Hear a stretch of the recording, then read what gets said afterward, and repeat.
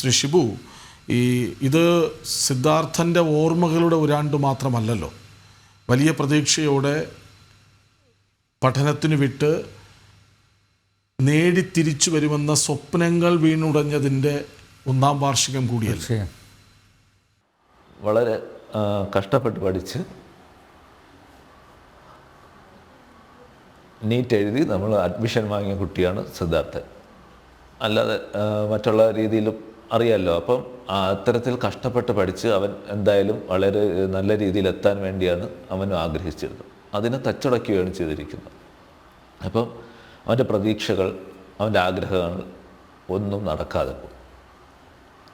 അതിൻ്റെയും കൂടെ ഒരു വർഷമാണിത്. പിന്നെ നമ്മൾ നേരത്തെ പറഞ്ഞതുപോലെ ഇതിനുള്ള ഈ സിദ്ധാർത്ഥൻ്റെ അച്ഛൻ ഇപ്പം പറഞ്ഞതുപോലെയുള്ള ഇടപെടലുകൾ, ഈ വിഷയം അവന് വളരാൻ അനുവദിക്കാത്തതിന് നേരത്തെ സാറും പറഞ്ഞു, ഗോവിന്ദൻ പറഞ്ഞു SFIയുടെ ആളുകൾ അല്ല എന്നുള്ളത്. അവിടെ കാര്യങ്ങൾ നമ്മൾ ശ്രദ്ധിക്കേണ്ടത്, വളരെ ആക്റ്റീവായിട്ട് പ്രവർത്തിച്ചിരുന്ന സിദ്ധാർത്ഥനെ ഈ SFI നേതാക്കൾക്ക് ആദ്യം മുതലേ ഇഷ്ടമില്ലായിരുന്നു, കണ്ണുകടി ഉണ്ടായിരുന്നു അവനിൽ. അതിൻ്റെ തെളിവാണല്ലോ അവൻ ആ കോളേജിൽ, ആ ഹോസ്റ്റലിൽ അല്ലായിരുന്നപ്പോൾ പോലും അവനെ ഇവർ നോട്ടമിട്ടത്. അവൻ്റെ പേഴ്സണാലിറ്റി എല്ലാം കണ്ടാണ് അവനെ ആദ്യമായി ക്ലാസ് ലീഡർ ആക്കുന്നതും. ആ ക്ലാസ്സിൻ്റെ കാര്യങ്ങളെല്ലാം വളരെ ഭംഗിയായിട്ട് അവൻ കൺട്രോൾ ചെയ്യുന്നതും എല്ലാം കണ്ടിട്ടാണ് ഇവൻ്റെ ആളുകളിലുള്ള സമീപനം, മറ്റുള്ളവർക്ക് അവനിലുള്ള സ്വാധീനം, ഇതെല്ലാം മനസ്സിലാക്കിയാണ് അവനെ 8 മാസത്തോളം പീഡനം, അതായത് ശാരീരിക പീഡനങ്ങൾ കുറച്ചാണ് ഇടയ്ക്കുള്ള രീതിയിലാണെങ്കിലും, സൗമ്യമായി ചിരിച്ചുകൊണ്ടുള്ള രീതിയിലാണെങ്കിലും മാനസികമായി അവനെ നല്ല ട്രോമയിലേക്ക് നയിക്കുന്നുണ്ടായിരുന്നു. കാരണം ആ ഒപ്പിടൽ, പിന്നെ അവൻ്റെ ബർത്ത്ഡേക്ക് അത് അവിടെ ജോയിൻ ചെയ്തതിന് ശേഷമാണ് കെട്ടിയിട്ട് മർദ്ദിച്ചത്. 2000 രൂപ മദ്യപിക്കുവാൻ ഷീബ തന്നെ അയച്ചു കൊടുത്തിട്ടുണ്ടായിരുന്നു അവന്മാർക്ക് കൊടുക്കാൻ വേണ്ടി, സീനിയേഴ്സിന്. അവർക്ക് കൊടുത്തിരുന്നു ആ പൈസ, അവർക്ക് മദ്യം വാങ്ങാനാണെന്ന് പറഞ്ഞിരുന്നു. പിന്നെ ഈ അവൻ്റെ കൂട്ടുകാർക്ക് സ്നാക്സ് വാങ്ങിക്കൊടുത്തു. അപ്പം ഈ രീതിയിൽ ഇവരെ ആദ്യം മുതലേ ഇവർ ടാർഗറ്റ് ചെയ്തിരുന്നു. അപ്പോൾ അവരുടെ പങ്ക് ഒരിക്കലും ഒഴിവാക്കാൻ കഴിയില്ല. പിന്നെ സിദ്ധാർത്ഥൻ്റെ അച്ഛൻ പറഞ്ഞ പോലെ ഇതിലേക്കുള്ള ഈ ഒരു പ്രശ്നത്തിലേക്കുള്ള ആദ്യത്തെ ത്രെഡ് എന്ന് പറയുന്നത് ആ പെൺകുട്ടിയാണ്.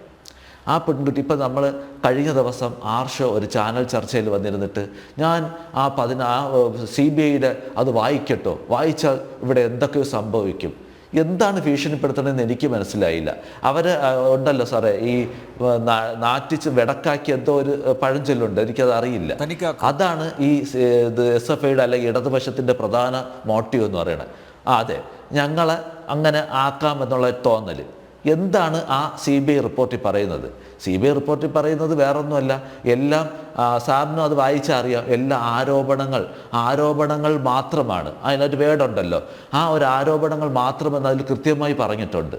ഇത് എന്താണ്, 12-ാം തീയതി ആ കോളേജിലെ വാലന്റൈൻസ് ഡേ ആയിട്ട് ബന്ധപ്പെട്ട് അവിടുത്തെ ഓഡിറ്റോറിയത്തിൽ ഒരു ഒരുക്കങ്ങൾ നടത്തുന്ന സമയത്ത് ഇവനും കുറച്ച് അവൻ്റെ ക്ലാസ് കുട്ടികളും ഉണ്ടായിരുന്നു. ഇവൻ്റെ ഏറ്റവും അടുത്ത കുട്ടിയാണ് ഈ നേരത്തെ സിദ്ധാർത്ഥൻ്റെ അച്ഛൻ പറഞ്ഞ ആ പെൺകുട്ടി, X എന്നൊക്കെ പോലീസ് പറഞ്ഞതും CBIയിൽ ഗേൾ എന്ന് മാത്രം പറഞ്ഞിരിക്കുന്ന ബിൻസി എന്ന് പറയുന്ന കുട്ടി ഭയങ്കര അടുപ്പമുണ്ടായിരുന്നു. അപ്പം ഈ കുട്ടിയായിട്ട് എന്തോ തർക്കങ്ങളിലുണ്ടാകുന്നു. അല്ല, അതിന് മുന്നേ തന്നെ അവൻ പറയുന്നു, എനിക്ക് പ്രൈവറ്റായിട്ട് സംസാരിക്കണം, അല്ലെങ്കിൽ നമുക്ക് സ്വകാര്യമായിട്ട് സംസാരിക്കണമെന്നുകൊണ്ട് മറ്റുള്ളവർ പോയതിന് ശേഷം അപ്പോൾ ആ കുട്ടി അവിടെ നിൽക്കുന്നെങ്കിൽ അത്രയും കൂട്ടായതുകൊണ്ടാണല്ലോ ഇവർ തമ്മിലെന്തോ തർക്കത്തിലെത്തുന്നു. അതിനകത്ത് CBIയിൽ പറയണതന്നെ എന്തോന്നാണ്, അത് മോശമായി പെരുമാറിയത് 2 പ്രാവശ്യം. ഏതാണെന്ന് അവിടെയും പറയുന്നില്ല. ഇതും ആരോപണമാണ്. ഇതിനെ തുടർന്നാണ് ഈ പ്രശ്നങ്ങൾ ഉണ്ടാവുന്നതെന്ന്. അപ്പോൾ ഇവിടെ ശ്രദ്ധിക്കേണ്ട ഒരു പ്രധാന കാരണം, ഈ കാര്യം ഈ ഒരു നല്ല കുട്ടിയായിരുന്നുവെങ്കിൽ ആ കുട്ടി ഇത് പറയേണ്ടത് അധ്യാപകനോടായിരിക്കണം, കോളേജ് അധികൃതരോടൊത്തായിരിക്കണം, അല്ലെങ്കിൽ അവളുടെ അച്ഛനോട്, അല്ലെങ്കിൽ അവളുടെ അമ്മയോടായിരിക്കണം. ഇവിടെ അവൾ പറഞ്ഞിരിക്കുന്നത് ആരടുത്താണ്? SFIയുടെ ചെയർമാനായ മുഹമ്മദ് ഡാനിഷിൻ്റെ അടുത്താണ് പറഞ്ഞിരിക്കുന്നത്.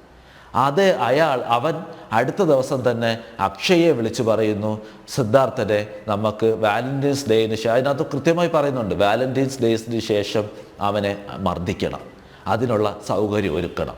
അങ്ങനെ 14-ാം തീയതി ഇത് കഴിയുന്നു, സിദ്ധാർത്ഥൻ 15-ാം തീയതി വന്നവനെ തിരിച്ചു വിളിച്ചാണ് ഇത് ചെയ്തത്. അപ്പം നമുക്ക് അറിയാം കൃത്യമായ പ്ലാൻഡ് ആയിരുന്നു. അപ്പോൾ ഇതിൻ്റെ ത്രെഡ് എവിടെ നിന്നാണ്? ആ പെൺകുട്ടിയിൽ നിന്നാണ്. ആ പെൺകുട്ടി കൃത്യമായി മുഹമ്മദ് ഡാനിഷ് ഉടൻ തന്നെ ആരെടുത്ത് പോകുന്നു? ഈ പെൺകുട്ടിയുടെ അടുത്ത് പോയി മുഴുവൻ കാര്യങ്ങളും തിരക്കുന്നു. അപ്പോൾ ഈ കുട്ടിയും യവനും തമ്മിൽ അവിടെ ഒരു ഗൂഢാലോചന ക്രിയേറ്റ് ചെയ്ത് കഴിഞ്ഞു. ഈ ഗൂഢാലോചനയുടെ ഭാഗമായിട്ടാണ് ഇത് സംഭവിച്ചിരിക്കുന്നത്. അപ്പം അവിടെ ഈ എസ് എഫ് ഐയുടെ നേതാക്കൾ ഇടപെട്ടതാണല്ലോ ഈ വിഷയത്തിലേക്ക് എത്തി. അപ്പോൾ എസ് എഫ് ഐ അവിടെ ഇടപെട്ടില്ല എന്ന് എങ്ങനെയെങ്കിലും പറയാൻ പറ്റും? എസ് എഫ് ഐ ആണല്ലോ കൃത്യമായി ഈ പ്രവൃത്തികൾ ചെയ്തിരിക്കുന്നത്. അപ്പം എസ് എഫ് ഐയുടെ നേതൃത്വത്തിലാണ് ഇത് ചെയ്തതെന്നുള്ളതിൻ്റെ പ്രധാന തെളിവാണ് അത്. ഇത് എന്തുകൊണ്ടുണ്ടായി? കോളേജ് അധികൃതർ വീക്കായതുകൊണ്ടാണ്. അവിടെ ഡീനോ അവിടുത്തെ കോളേജിലോ മറ്റുള്ളവർക്കോ ഒരു പവറും ഇല്ല. അതിനർത്ഥം ആ കോളേജ് ഭരിക്കുന്നത് എസ് എഫ് ഐയുടെ യൂണിയൻ ചെയർമാനാണ്.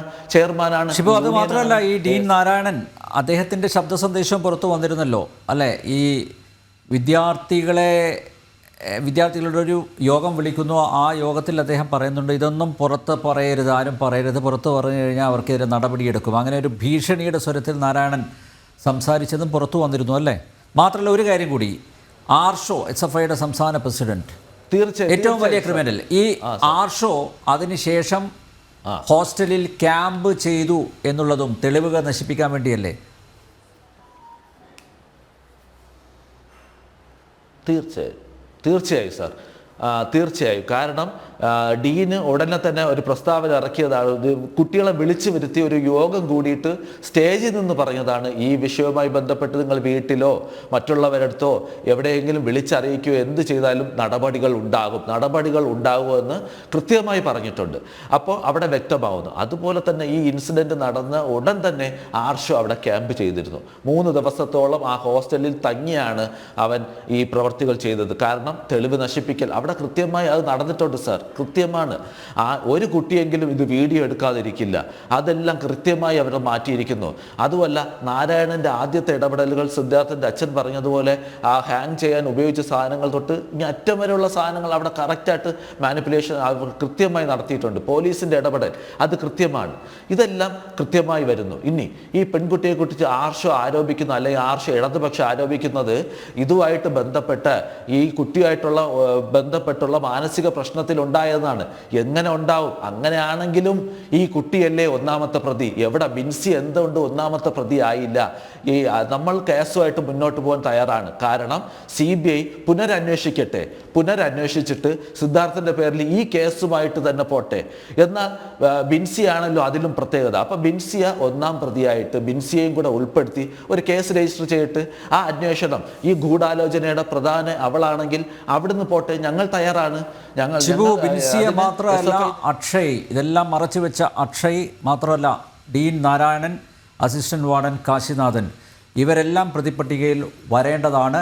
അതിനു വേണ്ടിയുള്ള ഒരു പോരാട്ടം നടത്തേണ്ടതുണ്ട്. മാത്രമല്ല, ഈ പ്രതികൾക്ക്, ഈ കുട്ടിക്കൊലയാളികൾക്കും അതുപോലെ ഈ മൂത്തവർക്കും, നാരായണനെയും അതുപോലെ കാശിനാഥനെയും പോലെയുള്ള മൂത്തവന്മാർക്കും എല്ലാ നിയമസഹായവും ചെയ്തു കൊടുക്കുന്നത് ഇടത് സംഘടനകളാണ്.